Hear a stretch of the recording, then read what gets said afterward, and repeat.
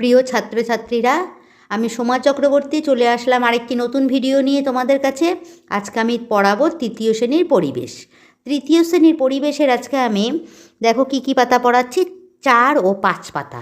4 ও 5 পাতার মধ্যে কি কি প্রশ্ন আসতে পারে সেগুলো আজকে আমি তোমাদের বলে দেব এবং তোমরা খাতায় লিখে নিয়ে প্র্যাকটিস করবে। দেখো প্রথমেই চ্যাপ্টারটা 4 পাতায় কি আছে, গা হাত পায়ের যত্ন। এর মধ্যে কি কি প্রশ্ন আসবে, এই গল্পের মতো এগুলো তোমরা রিডিং পড়বে। আমি কি কি প্রশ্ন আসবে তোমাদের বলে দিচ্ছি। দেখো 1 নম্বরের প্রশ্ন আছে, আঙুলের কোথায় নোংরা জমে? আঙুলের নখের নিচে খুব নোংরা জমে। 2 নম্বরে কি দিয়ে নখ কাটা উচিত? নেল কাটার দিয়ে নখ কাটা উচিত।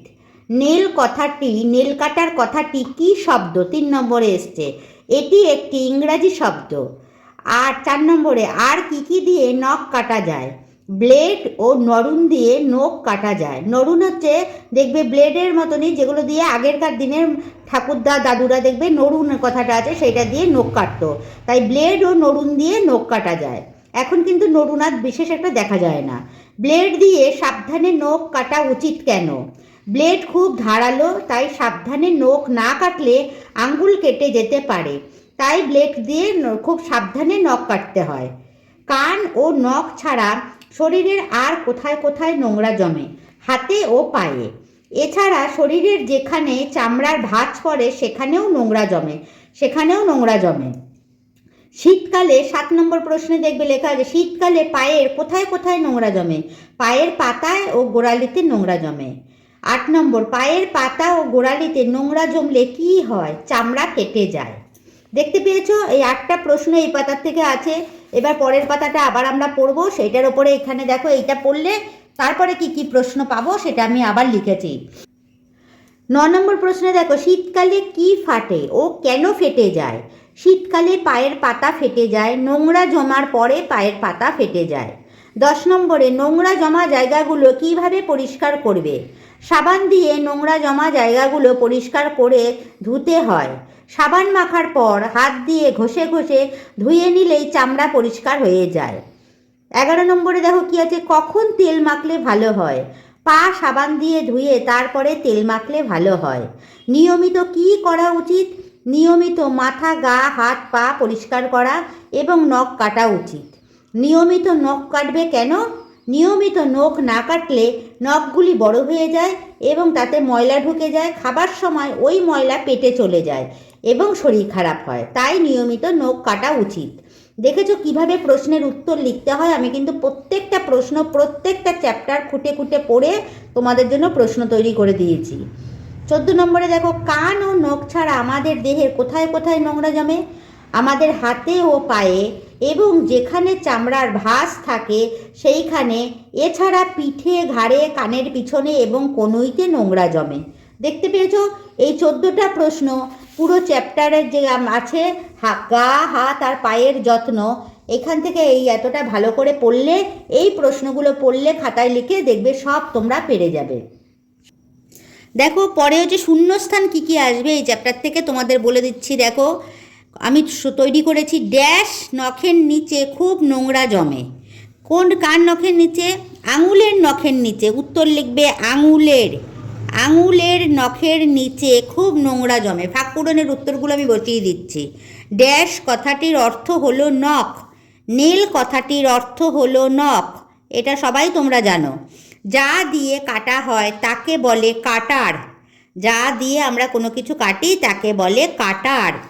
কানের ড্যাশ চোখ যায় না। কানের পিছনে চোখ যায় না। কানের পিছনে চোখ যায় না। কানের দেখবে পিছনটায় আমাদের চোখ যায় না। ঠান্ডায় ড্যাশ ফেটে যায়। ঠান্ডায় পায়ের পাতা ফেটে যায়। পায়ের পাতা ফেটে যায়। ভিজে চামড়া ড্যাশ দিয়ে ঘষতে হয়। ভিজে চামড়া হাত দিয়ে ঘষতে হয়। রিনার ঠাকুরদা ড্যাশ দিয়ে নখ কাটেন। নরুন দিয়ে নখ কাটেন। আগেকার দিনে আমি তোমাদের বললাম যে দাদু ঠাকুরদা যারা ছিলেন তারা সবাই কি করতো? নরুন দিয়ে নখ কাটতো। এখন নরুন দেখা যায় না, আগেকার দিনে নরুন দিয়ে নখ কাটা হতো। সঠিক উত্তর কি কি আসতে পারে এই লাইনে, এই চ্যাপ্টার থেকে দেখো। নেল কাটার দিয়ে নখ কাটতে হয় না ঘষতে হয়? কাটতে হয়, এর মাথায় দাগ। কাঁচি বা ব্লেড দিয়ে নখ কাটা যায়, ব্লেড দিয়ে। কানের পিছনে আমাদের চোখ যায় না যায় না যায় না। ভিজে না শুকনো চামড়া হাত দিয়ে ঘষতে হয়, ভিজে চামড়া। সাবান দিয়ে ধুয়ে না ধোয়ার আগে তেল মাখতে হয়, ধুয়ে সাবান দিয়ে কোনো জায়গা ধুয়ে তারপরে তেল মাখতে হয়।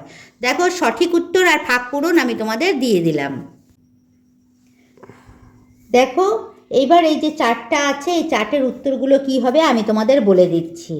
এখানে দেখো আজ শরীরের অংশ কি সমস্যা হয়েছে, কিভাবে তা মিটেছে। শরীরের অংশ হচ্ছে নখ। নখের কি সমস্যা হয়েছে, নখগুলো বড় হয়েছে এবং ময়লা জমেছে, সমস্যা হচ্ছে এটা। কিভাবে মিটেছে, নেল কাটার দিয়ে নখ কাটা হয়েছে, এবার নখ সাবান দিয়ে ঘষে ধুয়ে নেওয়া হয়েছে। তাহলে বড় হয়েছে, তারপর নেল কাটার দিয়ে কাটা হয়েছে, সমস্যার সমাধানটা কীভাবে হয়েছে, তারপরে সাবান দিয়ে ঘষে ধুয়ে নেওয়া হয়েছে।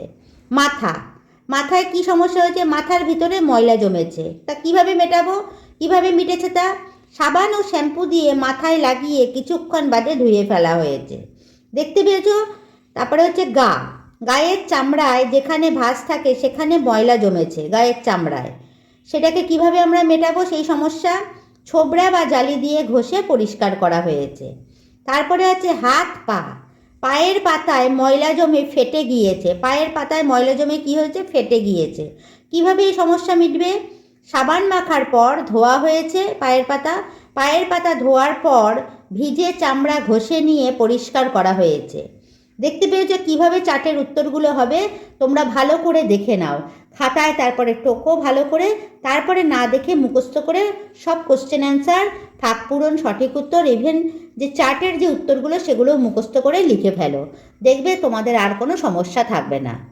দেখো আশা করছি তোমাদের যে চ্যাপ্টারটা আমি বুঝিয়ে দিলাম বা প্রশ্নগুলো লিখে দিলাম, তোমরা খাতায় লিখে নিশ্চয়ই সবাই প্র্যাকটিস করবে। আজকে আমি দেখো পরিবেশের খুব সুন্দর করে তোমাদের সব প্রশ্ন উত্তর দিয়ে দিলাম। পরীক্ষার সময় কিন্তু এই প্রশ্ন উত্তরগুলো তোমরা যদি প্র্যাকটিস করে যাও নিশ্চয়ই তোমরা উত্তর করতে পারবে, আর প্রথম পরীক্ষায় তোমরা সবাই খুব ভালো রেজাল্ট করবে, এটা আমি আশা করছি। তাই তোমরা ভালো করে পড়ো, না দেখে মুখস্থ করো, তারপরে তোমরা সবাই খাতায় লিখে প্র্যাকটিস করো। আশা করছি আমার পড়ানোটা তোমাদের খুব ভালো লেগেছে, প্রশ্নগুলো সবাই খুব বুঝতে পেরেছো। যদি আমার পড়ানোটা তোমাদের ভালো লেগে থাকে তাহলে তোমরা চ্যানেলটিকে সাবস্ক্রাইব করে দিও, আর লাইক শেয়ার কমেন্ট করে এগিয়ে নিয়ে যেও।